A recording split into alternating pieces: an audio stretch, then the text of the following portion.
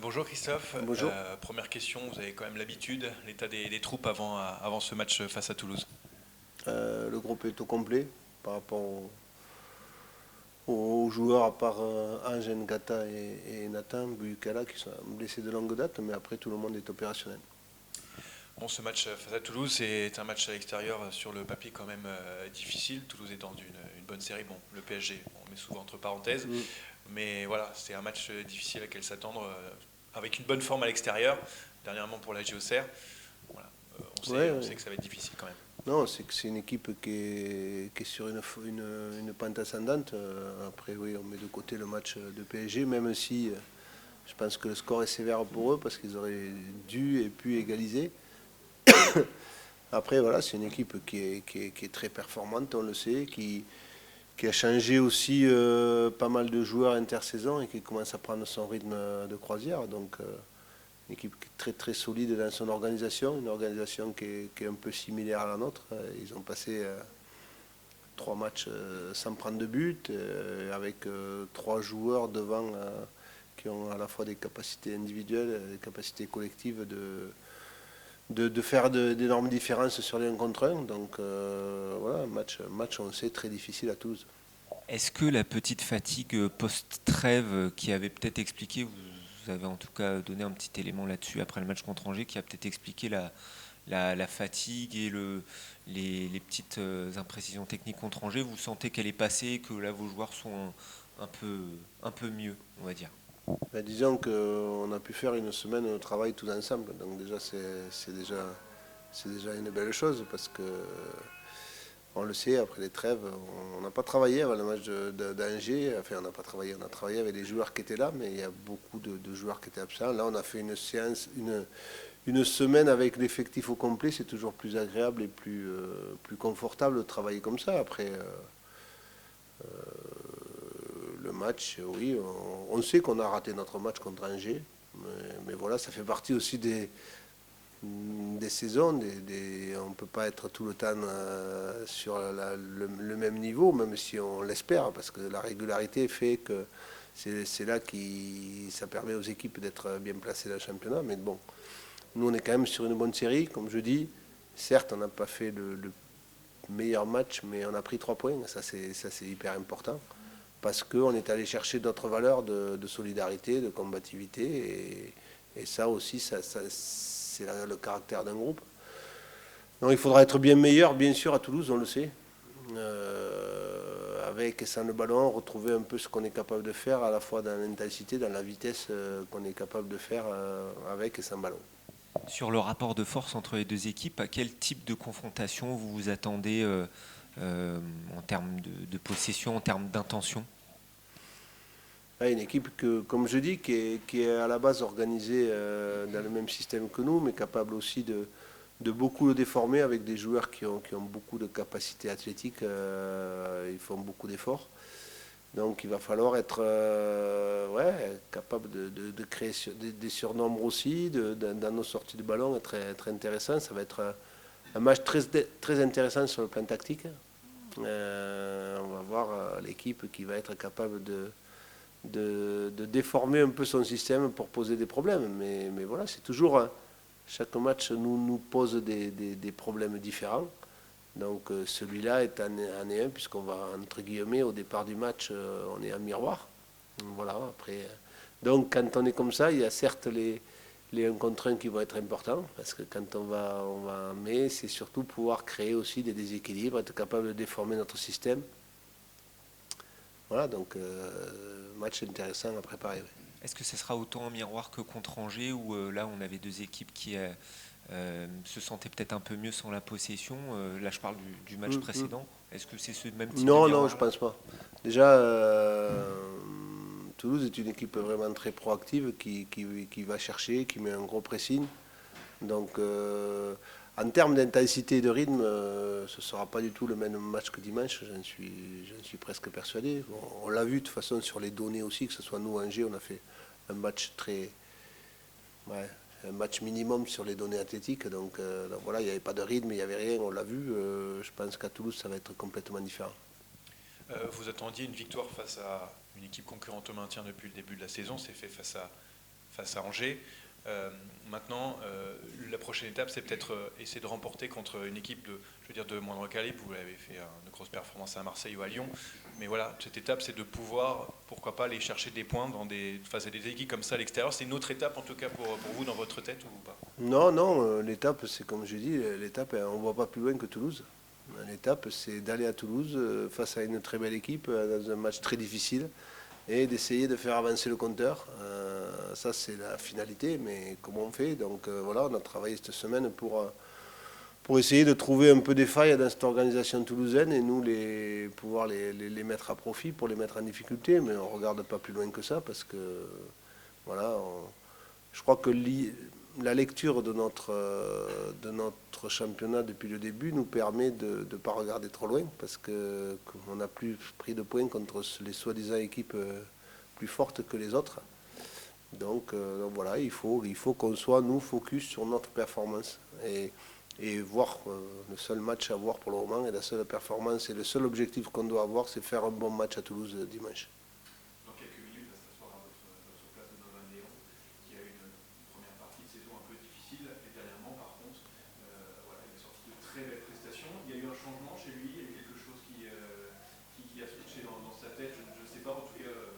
Dans quelques minutes, va s'asseoir à votre place de Novan. Déjà, quand vous dites qu'il a eu une première partie de saison difficile, certes, il a fait une erreur de main en Nantes, mais après, je pense que sur les buts qu'il a encaissés, c'était plutôt le bloc équipe qui avait un début de saison difficile plutôt que Donovan. Donc, à la fois là, il profite aussi que le fait le bloc équipe est plus solide. Mais par contre, là où il est à l'heure actuelle, où il a franchi un cap, c'est qu'il est décisif, pas plus tard que ce week-end. Sur le match d'Angers, je crois que c'est lui qui nous permet de rester dans le match et de ne pas être mené au score sur 2-3 situations. Et je l'ai dit sur le dernier but, c'est peut-être quelque chose qui ne marque pas, mais il fait une sortie juste avant le but sur un centre qui n'était pas facile à négocier. Et il fait une super sortie et il récupère le ballon. Donc voilà. Et puis, il ne faut pas oublier que c'est un joueur aussi qui nous aide dans nos sorties de ballon. Parce qu'il est capable, avec son pied, de casser des pressings adverses. Il a quand même permis une passe décisive à Marseille, une autre contre Nice. Donc voilà, c'est un gardien qui a déjà 2 passes décisives. Donc ça, c'est rare. Mais c'est vrai qu'on met souvent, c'est vrai que ça me fait sourire, j'en avais parlé avec lui, on met souvent en exergue les gardiens étrangers parce qu'ils font soi-disant des super relances longues. On a parlé de Perry à Lyon et autres parce qu'il a fait une passe D. Voilà, je trouve que Dono, il en a fait 2 et il est capable aussi avec son jeu long d'avoir ces qualités-là. Donc non, je crois que c'est quelqu'un qui arrive aussi à maturité. Pour un gardien, on dit souvent que la maturité elle est un peu plus tardive. Ben, lui, c'est peut-être le cas. Maintenant, on connaît les qualités de Dono. Il avait une forme, entre guillemets, d'irrégularité. Mais c'est pas facile aussi quand on est numéro 2, quand on joue, quand on est là. Il est dans la peau du numéro 1 depuis l'année dernière. Là, en montant, donc, il a dû s'approprier ça aussi en début de saison. Et je crois que c'est un poste. Alors moi, je le considère comme ça. C'est un poste où il doit. Je ne mets jamais mon numéro 1 entre guillemets en concurrence parce que je pense que c'est un poste où il faut avoir de la confiance. Et je crois que nous, on lui renvoie de la confiance, le groupe aussi, mais lui, il a gagné cette confiance par rapport à ses qualités, par rapport après, ça fait partie de mes leaders aussi de vestiaire parce qu'il a à la fois, il connaît très très bien le club, mais aussi il a une forme, c'est la voix un peu de la sagesse dans le vestiaire. Et je crois que voilà, c'est quelqu'un qui est bougon, mais écouté. Votre réponse répond à ma question. On sait que c'est un poste qui est extrêmement difficile, extrêmement critiqué. On est souvent sous les critiques dès qu'on fait une petite erreur. Comment est-ce que vous faites, vous et votre réponse répond un peu à ma question. On sait que c'est un poste qui est extrêmement difficile. extrêmement critiqué. On est souvent sous le feu des critiques dès qu'on fait une petite erreur. Comment est-ce que vous faites, vous et le staff, justement, pour le maintenir en alerte? Peut-être qu'il n'a pas besoin de vous, Ouais, peut-être mais que bon, si, mais après ça, c'est pour justement ce que j'ai être dit à toujours Dono au en top début de saison, et c'est qu'en aussi fait, ne pas forcément faire attention à ce qui se il dit fallait autour, pas parce qu'il qu'on sait que écoute c'est un ce qui poste qui est disait vraiment, autour, parce que je crois que dans tous les dans le clubs, mais Bordeaux, aussi il y à la avait GIA, un très gardien qui arrivait regardé tous les jours. et très critiqué Et aussi. en fait, je lui ai dit, la décision, elle sera prise par moi et mon staff, et je lui avais assuré qu'il serait numéro 1. Donc, dans la mesure où je lui avais dit, même avant de partir en vacances, je ne partirai pas dessus. Et puis, honnêtement, sur le début de saison, c'est pas à cause de Dono seulement qu'on a été moins performant. Donc, en fait, il faut bien après analyser les choses. C'est souvent la facilité de dire, bon, on prend des buts, il faut changer le gardien. Alors, oui, des fois, ça peut être le cas. Mais j'estimais que c'était pas la cause numéro 1. Donc voilà, mais bon, c'est des discussions que j'ai avec Dono, c'est des discussions qu'Olivier, entraîneur des gardiens, a journalièrement avec Dono. Et voilà, je pense qu'un gardien ressent de la confiance aussi, il peut travailler sans, entre guillemets, sans arrière-pensée. Et après, voilà, le conseil que je lui ai donné, c'est de ne pas lire, parce que bon, quand on commence à lire, ça c'est comme quand on est coach. Je veux dire, si on commence à lire, la composition d'équipe, on la change tous les jours. Donc il faut qu'il soit... Voilà, mais je crois que maintenant, quand je parle d'arriver à maturité, il arrive à maturité. Toulouse est un club particulier pour vous, genre la famille. Oui, oui. Oui, ça fait un plaisir de voir... oui, j'ai toute la famille, j'ai beaucoup d'amis qui sont au match, donc... ouais, c'est particulier parce que déjà c'est ma région. Une ville, un club particulier pour vous. Il y aura de la famille. Dans ce stade, beaucoup de matchs depuis ma tendre enfance. Par contre, en tant que coach, c'est pas forcément un bon souvenir. C'est un peu la bête noire dernièrement de la vie. Pas pour moi parce que là-bas, le dernier c'était un match nul. L'avant-dernier j'avais gagné avec Amiens, donc voilà, j'ai perdu une fois. Par contre, en tant que coach, c'est pas nul, forcément non, un bon souvenir. pas C'est un un peu stade la qui bête est- noire dernièrement de la GIA, cette comme équipe. l'été avant le match de Marseille. Voilà, donc non, ça m'est arrivé de gagner au Stadium. La dernière fois avec Auxerre, on a fait un partout, même si c'était un résultat malheureusement qui nous a pas suffi. Mais bon, c'était un résultat qui nous permettait de rester en vie, même si on aurait espéré mieux. Non, voilà. Et puis bon, j'ai pas l'habitude de dire c'est une équipe qui me réussit pas, un stade qui me réussit pas, parce que y a tellement de choses qui changent d'une année à l'autre. Voilà, donc non. Par contre, ce dont je suis sûr, c'est que déjà le stadium a beaucoup évolué en bien en termes d'ambiance, parce qu'il y a un public qui suit et qui a une ambiance qui pousse son équipe, et que ça va être un match difficile. Ça, j'en suis extrêmement persuadé. Non, mais ça c'était ici. Ah ouais, non, mais ah oui, oui, ici, oui, c'était un des premiers matchs, oui, un match qui a été compliqué, oui. Bonjour Donovan. Bonjour. De savoir un petit peu comment vous vous sentez là avec la bonne série de l'équipe et puis vous qui performez aussi, qui êtes décisif, comment vous vivez ce bon moment actuel? Bah, je vis très bien, hein, que ce soit le groupe ou même moi personnellement. Après, voilà, c'est que dans le foot, tout peut aller vite. Donc après, on est conscient aussi qu'il faut rester pieds sur terre et continuer à bosser pour maintenir cette dynamique. Ça fait du bien à titre individuel de faire aussi des arrêts décisifs qui comptent, comme ça a pu être le cas là contre Angers pour parler du dernier match? Ouais, bah, c'est sûr, hein, puisque au début de saison, ça ne me réussissait pas trop. Là, maintenant, voilà, c'est sûr que quand tu es gardien, tu fais des arrêts qui sont importants, qui peuvent ramener des points. Mais c'est sûr que mentalement, ça te fait du bien. Après, voilà, c'est des trucs que je travaille toute la semaine et voilà, j'ai gardé mon cap et maintenant je suis récompensé. C'est tout. Est-ce que tu râles un peu moins contre ta défense là sur les derniers matchs? Non, on change pas, c'est toujours pareil, hein. Enfin, après, comme j'ai dit, il faut râler au bon moment. C'est tout, il ne faut pas râler pour râler, c'est tout. Donc après, voilà, après j'ai des mecs devant moi qui font le job, donc ça râle pas trop. Tu sens que d'un point de vue personnel, tu montes en puissance comme le reste de l'équipe au final, que tu n'es pas dans ta bulle avec tes performances à toi. Je parle en termes de progression. Tu penses que c'est lié aussi, enfin, la force que tu donnes à tes coéquipiers, ils te la rendent aussi et du coup tout le monde est un peu Ouais, je meilleur. pense que on a pris un temps d'adaptation, je pense, avec la Ligue 1 et la Ligue 2. Et je pense que maintenant, on s'est bien mis en mode Ligue 1. Et je pense que ça se ressent, que maintenant tout le monde fait les efforts et tout. Et moi, personnellement, ben, je suis un peu plus décisif. Bon, tant mieux, comme j'ai dit, j'espère que ça va continuer comme ça. Et on verra après, c'est tout.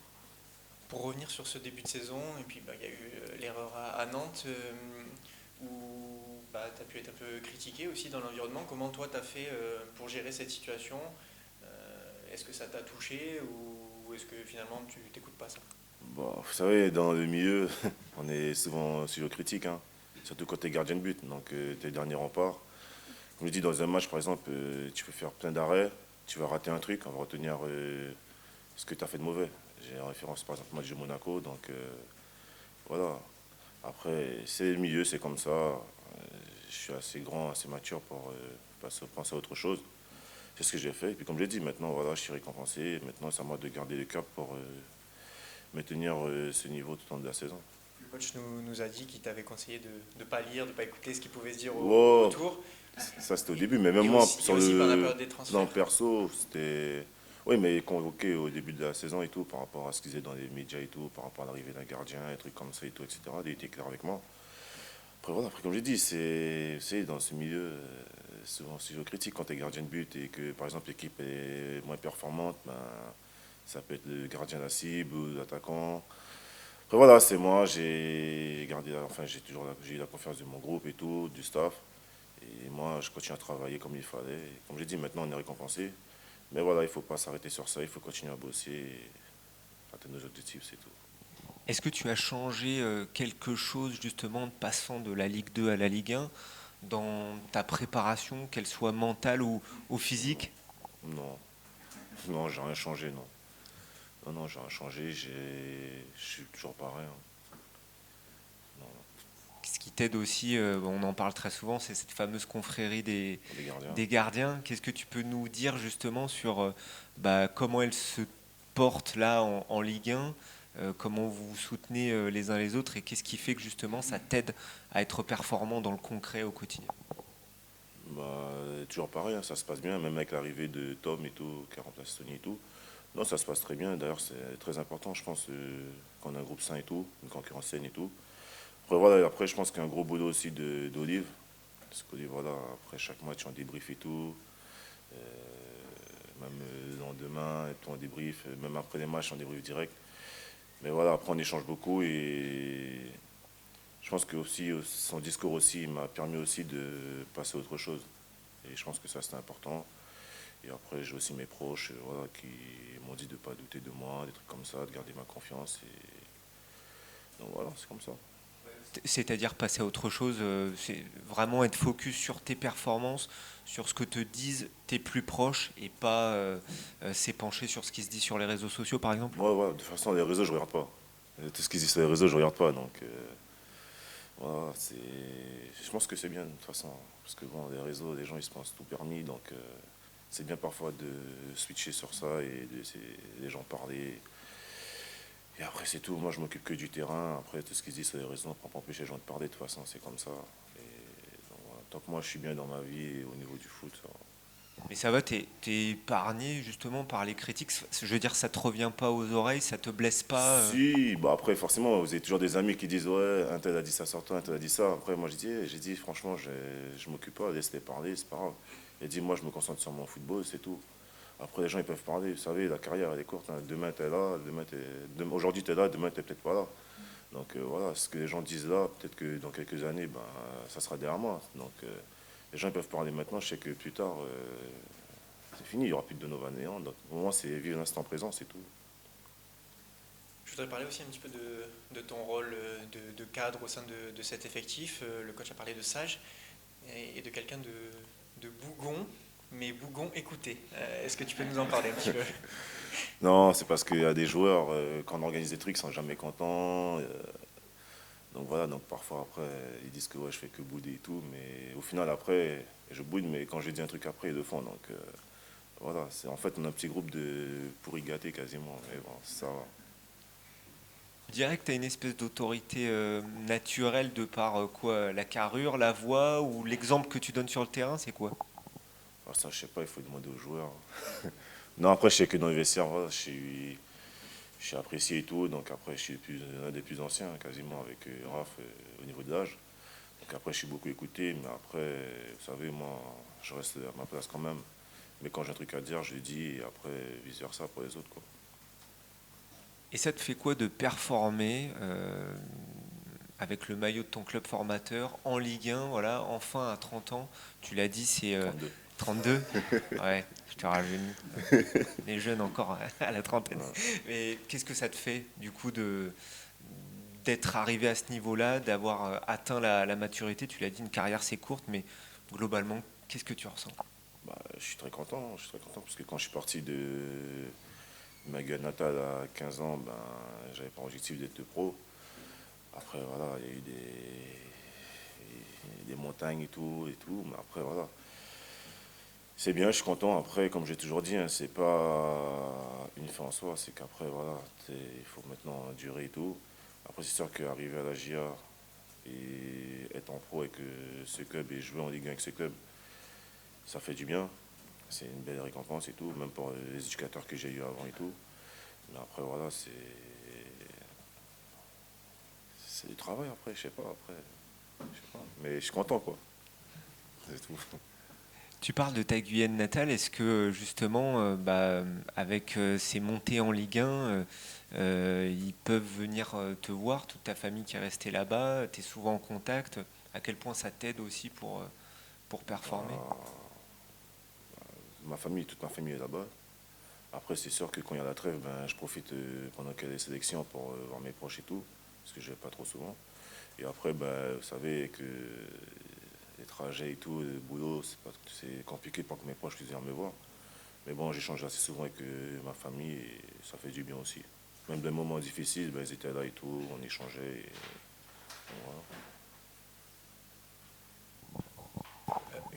Une dernière question, Dono, c'est par rapport à cette intersaison. Christophe Pellissier nous le disait, toutes les semaines, il y avait un deuxième gardien qui arrivait à la JOCR et il t'a répété à de nombreuses reprises que c'était pour lui, dans sa tête en tout cas, le numéro 1 et que c'est lui qui prenait la décision.